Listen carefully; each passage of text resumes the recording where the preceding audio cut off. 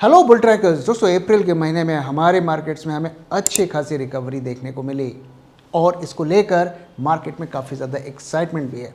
लेकिन दोस्तों, क्या आप जानते हैं कि जहां पिछले एक महीने में हमारे मार्केट्स ने 5% का रिटर्न दिया, वहीं एआई के स्टॉक्स ने 60, 70, 80, 90, 100% तक के रिटर्न पिछले एक महीने में दिए। तो इंडियन मार्केट्स क्यों अंडर परफॉर्म कर रहे हैं और क्या इसी अंडर परफॉर्मेंस के लिए एफआईआईज आगे भी सेलिंग करेंगे और वो इंडियन मार्केट को सेल करके क्या एआई के स्टॉक्स में इन्वेस्ट करके उसे और ऊपर के लेवल पे ले जाएंगे? तो इसी को हम इस वीडियो में डिकोड करने वाले हैं।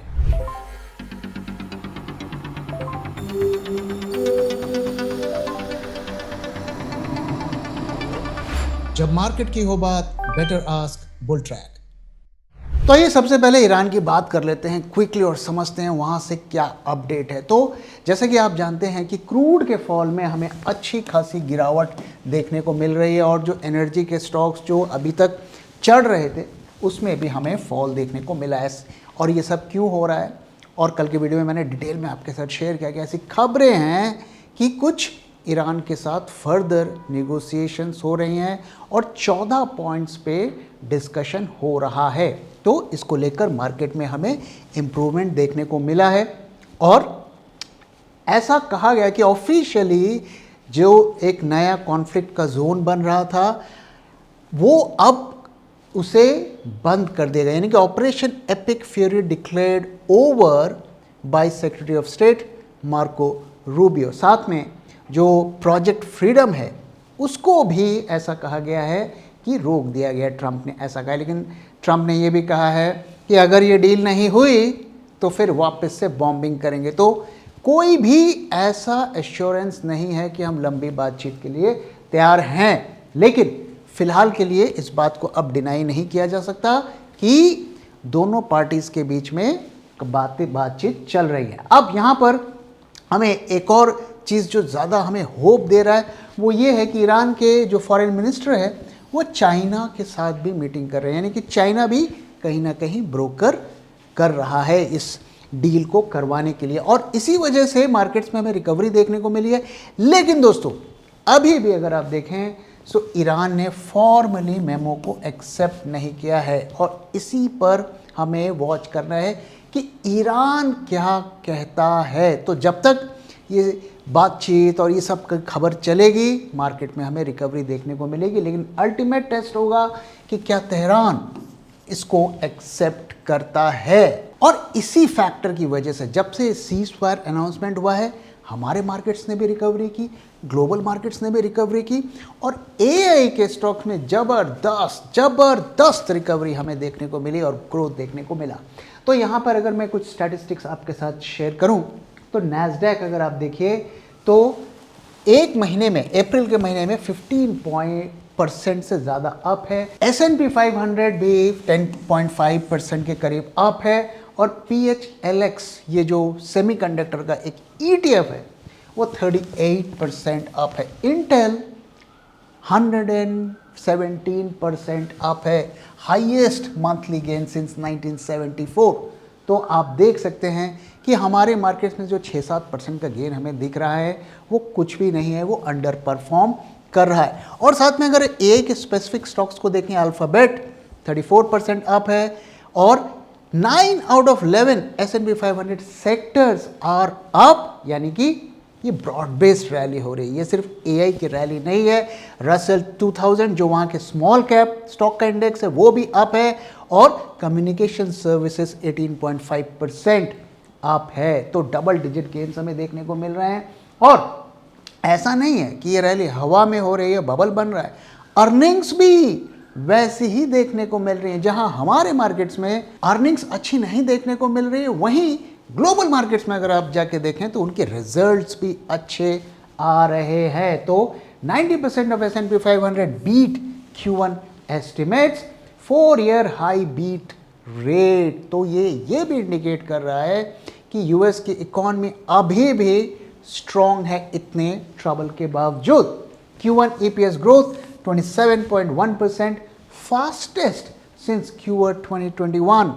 तो आप देख सकते हैं कि जहां हमारे यहाँ कंपनी के रिजल्ट्स एक के बाद एक खराब आ रहे हैं, ईपीएस पे फॉल आने की नौबत आ गई है, वहीं यूएस के मार्केट्स में हमें ईपीएस में राइज देखने को मिला है। साथ में ये एक टेक्नोलॉजी का फंड है, एक ईटीएफ है, उसमें भी 20% का मंथली गेन देखने को मिला है, हाईएस्ट सिंस अक्टूबर 2002।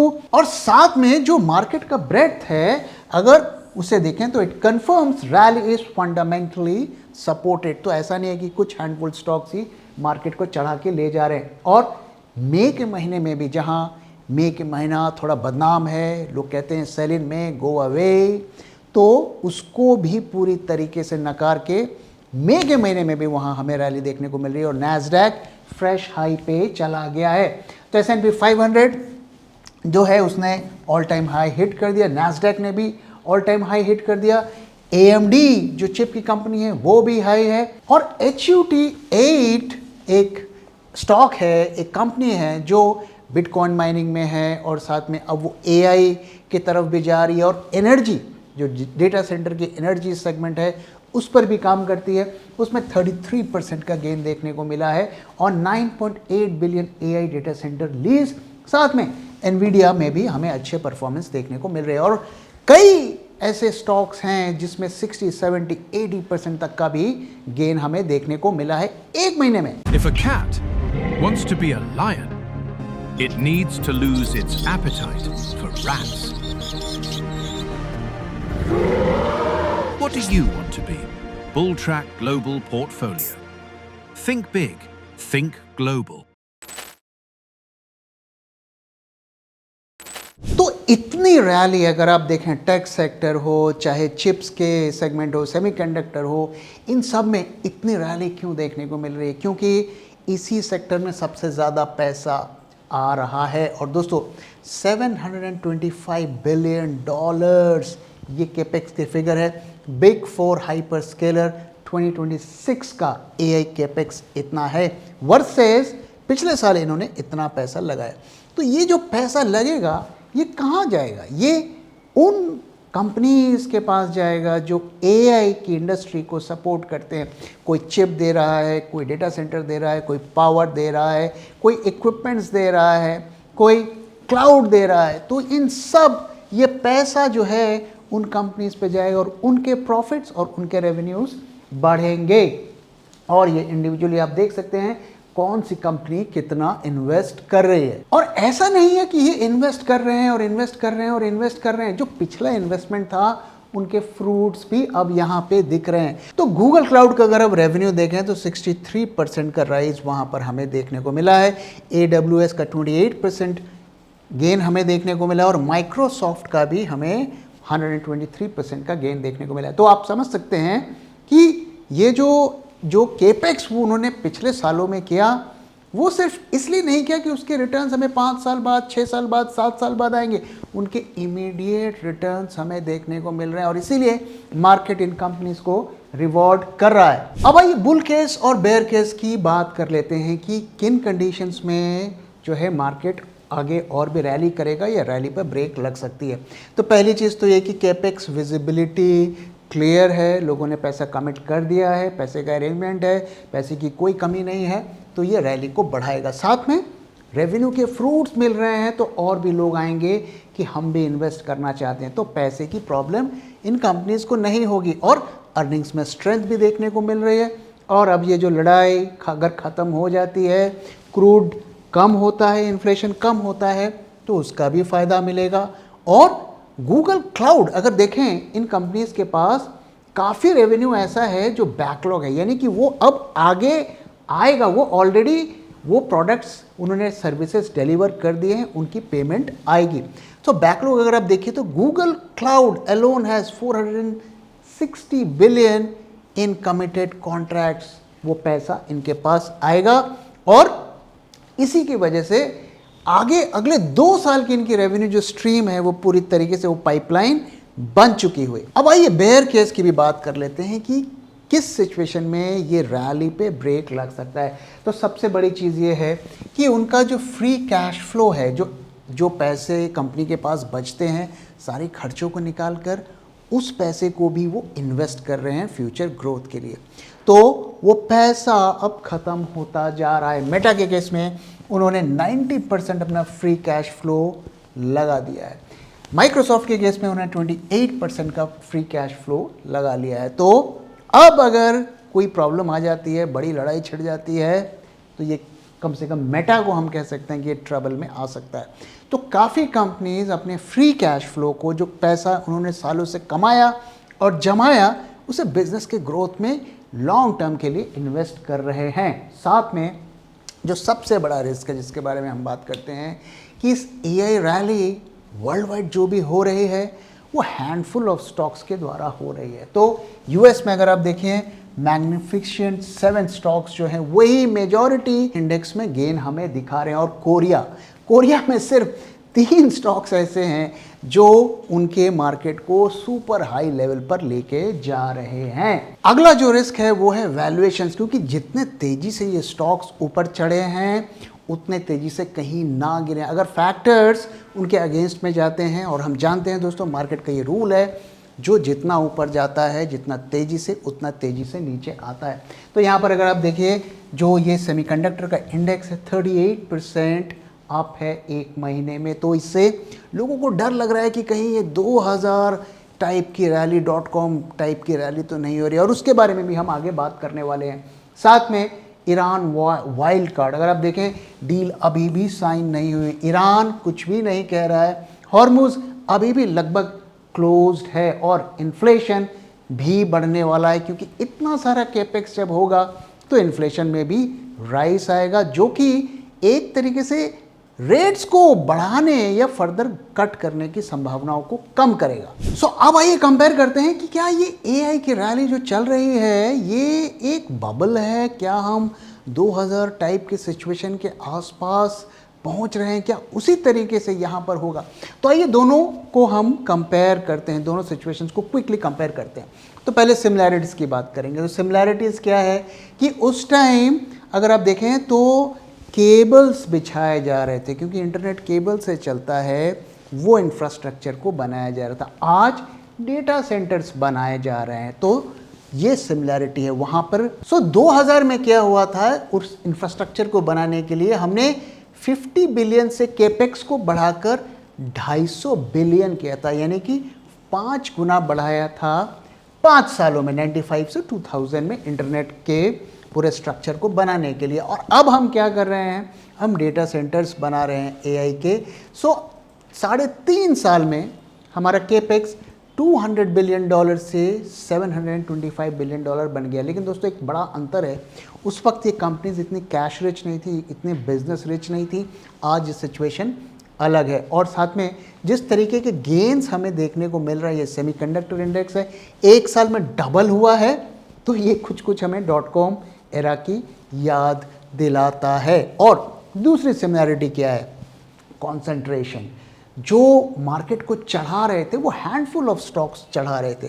तो अगर .com में देखें तो 5 स्टॉक्स थे, उसमें सिस्को था, माइक्रोसॉफ्ट था, गूगल था, अमेज़ॉन था। ये 4-5 स्टॉक्स थे जिन्होंने उस टाइम की बड़ी रैली कराई, और उसको देखकर बाकी छुट भैया स्टॉक्स भी रैली करने लगे। और आज मैग्निफिसेंट 7, जैसे कि मैंने कहा, 60 to 70% ऑफ S&P ये 7 स्टॉक्स कमांड करते हैं, और उस टाइम पे 5 स्टॉक्स 50% ऑफ नैस्डैक को कमांड करते थे। तो ये दोनों बड़ी सिमिलैरिटी है उस टाइम पे और आज के टाइम पे। और अगर डिफरेंस की बात करें तो डिफरेंस क्या है, डिफरेंस ये है कि demand is real not speculative. उस वक्त जब इंटरनेट आया था, ना हमारे पास कंप्यूटर था, ना हमारे पास पावर था, कम से कम इंडिया की बात करें, और यूएस में भी हैंडफुल ऑफ लोगों के पास कंप्यूटर। तो इंटरनेट लोग यूज़ ही नहीं कर पाते थे, और जो यूज़ करते थे वो सोचते थे हम इसका करें तो करें क्या। आज एआई ऐसा है जिसे हर कोई यूज़ कर सकता है। कोई इमेज बना रहा है, कोई न्यूज़ पढ़ रहा है, कोई कोड लिख रहा है, तो इसका रियल यूज़ और रियल एप्लीकेशन है। तो ये एक बहुत बड़ा डिफरेंस है। दूसरा बड़ा जो डिफरेंस है वो है कि सिस्को टाइप जो कंपनीज थी वो उनके अर्निंग्स के मुकाबले में बहुत ज़्यादा एक्सपेंसिव हो गई थी, तो उनका पीई 200 से ज़्यादा हो गया था। वहीं आज फेयरली वैल्यूड कंपनीज हैं। एनवीडिया जैसी कंपनी भी 40 पीई पर है, तो इसको बबल बनने में अभी टाइम लगेगा। और ख़ास करके कुछ एशिया की कंपनीज को अगर आप देखेंगे, कोरिया की कंपनीज को आप देखेंगे, तो वो 7, 8, 9 पीई पर ट्रेड हो रही हैं। इतनी सस्ती वैल्यूएशंस इस वक्त वहाँ पे दिख रही है। सो बेशक ये पूरा का पूरा जो मार्केट है वो हैंडफुल ऑफ स्टॉक्स खींच के लेके जा रहे हैं, लेकिन अभी भी हम कम से कम ये नहीं कह सकते कि वो 2000 टाइप के बबल के लेवल पर पहुंच गए। लेकिन ये बात भी सही है कि वो अब धीरे धीरे ओवर वैल्यूएशन टेरिटरी पर जा रहे हैं। और क्या वो बबल बनेगा? आने वाले दिनों में वो बबल तभी बनेगा जब उनकी अर्निंग्स, जब उनकी रेवेन्यू उसको सपोर्ट नहीं करती हैं। जब अर्निंग्स और शेयर प्राइस इसका गैप बहुत ज़्यादा बढ़ जाएगा, तभी वहाँ पर बबल बनेगा। अब आइए दोस्तों, अब हमारे जो ग्लोबल पोर्टफोलियो है उसके कुछ स्टॉक्स जो हमने आपके साथ शेयर किए हैं, जिन्होंने भी सब्सक्राइब किया है, और हमारा खुद का जो पोर्टफोलियो है उसका परफॉर्मेंस आपके साथ शेयर करते हैं। तो यहाँ पर आप देख सकते हैं कि ये हमारे जो स्टॉक्स हैं, मैं नाम नहीं शेयर कर रहा हूँ ड्यू टू ऑब्वियस रीजंस, पर आप देख सकते हैं कि इन कंट्रीज़ में हमने इन्वेस्ट किया। और ये जो येलो लाइंस देख रहे हैं आप, ये बुलट्रैक ग्लोबल के स्टॉक्स हैं और ये सेक्टर्स पे हम बेट कर रहे हैं। तो इसमें मोस्टली एआई के ही है, लेकिन फार्मा भी है और रेयर अर्थ भी है और ईवी भी है। और यहाँ पे आप देख सकते हैं कि जहाँ इंडिया, अगर हम 2026 की बात करें, इस पूरे साल में निफ्टी ने करीब 7% का नेगेटिव रिटर्न दिया है, नैस्डैक ने 11% का रिटर्न दिया है। और इसी दौरान अगर आप हमारे स्टॉक्स को देखें तो इसमें 33% का रिटर्न 2026 में देखने को मिला है। और इसी दौरान ईरान वॉर भी हुआ, मार्केट भी गिरा, सब कुछ हुआ, इसके बावजूद 33% का रिटर्न देखने को मिला। और एक महीने में अगर आप देखिए तो 27.66% का रिटर्न देखने को मिला है, जहां निफ्टी ने 5% के करीब रिटर्न दिया है और नैस्डैक ने 17% का रिटर्न दिया है। और यहाँ पर अगर आप देखें कुछ स्टॉक्स ने कितना रिटर्न दिया है, एक महीने में 80%, 2026 में 144%। ये एक और स्टॉक आप देख सकते हैं 100% का रिटर्न इसने दिया है और मेजॉरिटी ने डबल डिजिट में रिटर्न दिया है। ऑफ कोर्स कुछ स्टॉक्स ऐसे भी हैं जो लॉस में भी हैं, माइनर लॉस में भी हैं। लेकिन दोस्तों ये सारे स्टॉक्स वैल्यूएशंस के बेस पर डाले गए हैं, ग्रोथ के बेसिस पर डाले हुए हैं और ये सारे स्टॉक्स अगले 4-5 साल की ग्रोथ स्टोरीज हैं और ऐसे स्टॉक्स को ही हमने अपने पोर्टफोलियो में डाला है। दोस्तों आप ये बोल सकते हैं कि हमने अपने स्टॉक्स को इन पोर्टफोलियो में क्यों नहीं डाला, क्यों हमारे जो खुद के स्टॉक्स हैं उसे हमने बुलट्रैक ग्लोबल पोर्टफोलियो में नहीं डाला। तो कुछ स्टॉक्स तो डाला है, आप देख सकते हैं, बाकी के स्टॉक्स इसलिए नहीं डाले क्योंकि वो ज़्यादा वॉलेटाइल हैं, ज़्यादा रिस्की हैं, गेन भी मिलेगा वहाँ लेकिन लॉस भी मिल सकता है। तो उस रिस्क को समझते हुए हमने वहाँ पे नहीं डाला है। जो स्टॉक हमें लगता है कि ज़्यादा स्टेबल हैं, ज़्यादा स्टेडी हैं, जिनमें ग्रोथ पोटेंशियल भी है, रिलेटिवली रिस्क भी कम है, उन्हीं को हम अपने पोर्टफोलियो में ऐड करते हैं। अब भाई दोस्तों क्विकली आज के डेटा को भी देख लेते हैं, मार्केट का डेटा हमें क्या बता रहा है। तो आज मार्केट फ्लैटिश रहा, ऊपर खुला, सस्टेन नहीं किया, थ्रू आउट द डे हमें वॉलेटाइल देखने को मिला और ऐसा लग रहा था कि मार्केट थोड़ा कंफ्यूज्ड है कि कहाँ जाएं, ऊपर जाएं कि नीचे जाएं। और जितना भी गेन किया था by end of the day उसे लूज कर दिया, तो मार्केट फ्लैटिश रहे।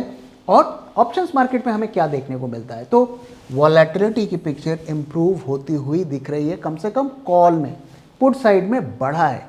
तो क्या यहाँ से रिस्क और बढ़ रहा है? तो अगर हम विक्स को देखें तो कल के कंपैरिजन में मोटा मोटा उसने उसी लेवल को सस्टेन किया, यानी कि अभी भी जो मार्केट थोड़ा वेट कर रहा है और पता करने की कोशिश कर रहा है कि ईरान के फ्रंट में क्या होता है। बाय द वे दोस्तों, जैसा कि आप जानते हैं कि सवेरे एशियन मार्केट्स तो काफ़ी ऊपर खुले, यूरोपियन मार्केट्स रेड में रहे, हमारे मार्केट्स भी रेड में रहे। तो ईरान की सिचुएशन को लेकर मार्केट ऐसा लगता है अभी भी श्योर नहीं है। लेकिन जो चिंता की बात है वो ये है कि कल देखिए मार्केट्स ऊपर गए और कॉन्ट्रैक्ट्स ऐड नहीं हुए, ओआई ऐड नहीं हुआ। आज मार्केट थोड़ा फ्लैटिश या ऊपर से नीचे आए तो ज़्यादा कॉन्ट्रैक्ट्स ऐड हुए। ये हमें वही पैटर्न बता रहा है कि sell on rise, sell on rise, sell on rise, और आज शॉर्ट पोजीशन बनती हुई दिखी है।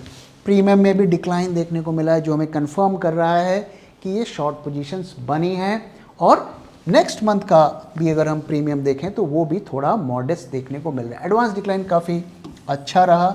कल के दिन अच्छी रैली मार्केट में देखने को मिली, थोड़ी सी शॉर्ट पोजीशंस घटी हैं, लेकिन यहाँ पे हमें बढ़ती हुई भी दिखी हैं। तो मोटा मोटा शॉर्ट्स के फ्रंट पे कोई मेजर बदलाव नहीं। तो डेटा हमें क्या बता रहा है? डेटा हमें बता रहा है कि आज के दिन ऑप्शंस मार्केट थोड़ा न्यूट्रल टू बेरिश है और फ्यूचर्स मार्केट बेरिश है। If a cat wants to be a lion, it needs to lose its appetite for rats. What do you want to be? Bulltrack Global Portfolio. Think big. Think global. अब भाई दोस्तों charts की तरफ चलते हैं और देखते हैं कि यहाँ से हमें क्या देखने को मिल रहा है। तो दोस्तों जैसा कि मैंने आपके साथ शेयर किया कि अभी मार्केट इसी जोन पर चलेगा, यहाँ थोड़ा सा वो कंसोलिडेट करने की कोशिश कर, अपने डायरेक्शन को पता करने की कोशिश कर रहा है। दोस्तों कल के दिन मैंने आपके साथ शेयर किया था कि अगर आज बैंक्स थोड़ा साथ देते हैं, रिलायंस भी थोड़ा साथ देता है, तो मार्केट्स वापस से यहाँ पर जा सकता है। लेकिन आज ऐसा नहीं हुआ। बैंक्स ने खुलते ही ग्रीन तो दिखाया, सपोर्ट भी किया मार्केट को, लेकिन वो फिजल आउट हो गया। क्यों?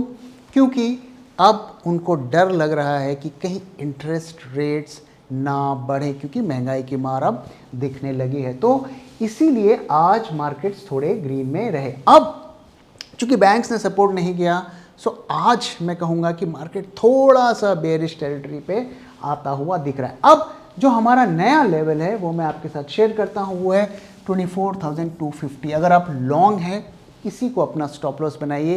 ये लेवल ब्रेक होता है तो मुझे लगता है कि मार्केट में वापस से गिरावट हो सकती है। लेकिन दोस्तों जैसे कि आप जानते हैं सब कुछ न्यूज़ ड्रिवन है। आज रात क्या आता है, ईरान से कोई खबर आती है कि नहीं, कोई सीज फायर को लेके पॉजिटिव ट्रिगर आता है कि नहीं, या ट्रंप कोई एक नया थ्रेट इशू करते हैं, उसी को लेकर कर मार्केट बिहेव करेगा। इसलिए अभी हमारा व्यू ये है कि 24,250 के ऊपर अगर आप लॉन्ग हैं तो होल्ड करिए, और अगर शॉर्ट है तो थोड़ा केयरफुल रहिए, क्योंकि अभी मार्केट काफ़ी ज़्यादा वोलेटाइल रह सकता है। तो अभी मैं आपको शॉर्ट पोजीशंस क्रिएट करने की सलाह नहीं दूंगा। तो दोस्तों आपने देखा कि किस तरीके से जहां एआई के स्टॉक्स में बड़ी रैली हो रही है, हमारे मार्केट दरअसल अंडर परफॉर्म कर रहे हैं। तो ये सेलिब्रेट करने की बात नहीं है। जब तक बाहर की कंट्रीज़ में हमें अपॉर्चुनिटीज़ दिखेंगी, अच्छी अपॉर्चुनिटीज़ दिखेंगी, तब तक FIIs यहाँ पे सेलिंग बंद नहीं करेंगे, क्योंकि ना तो यहाँ रेवेन्यू पे ग्रोथ दिख रहा है, ना यहाँ कंपनी के बिजनेस में ग्रोथ देखने को मिल रहा है, और उसी के कंपैरिजन में US और एशिया और जापान जैसी कंट्रीज़ में बड़ी ग्रोथ स्टोरीज देखने को मिल रही हैं, मल्टी ईयर की ग्रोथ स्टोरीज देखने को मिल रही हैं। इसलिए FII के पर्सपेक्टिव से कोई सेंस नहीं बनता कि वो इंडिया में पैसा लगाए, और इसीलिए वो लगातार सेलिंग कर रहे हैं इंडिया को और पैसे को बाहर ले जा रहे हैं। तो इसलिए अगर FII को रोकना है तो यहाँ पे हमें डोमेस्टिक कंजम्पशन की ग्रोथ स्टोरीज और बिजनेस में ग्रोथ दिखाना पड़ेगा। जब तक वो नहीं आएगा ये सेलिंग चलती रहेगी और FII का पैसा उन मार्केट्स को बढ़ाएगा और आगे और चढ़ाएगा। तो दोस्तों इसी के साथ इस वीडियो को मैं यहाँ पे खत्म कर रहा हूँ। वीडियो कैसा लगा जरूर बताइएगा, अपना फीडबैक भी शेयर करना मत भूलिएगा। Thank you very much for watching and thank you for your time.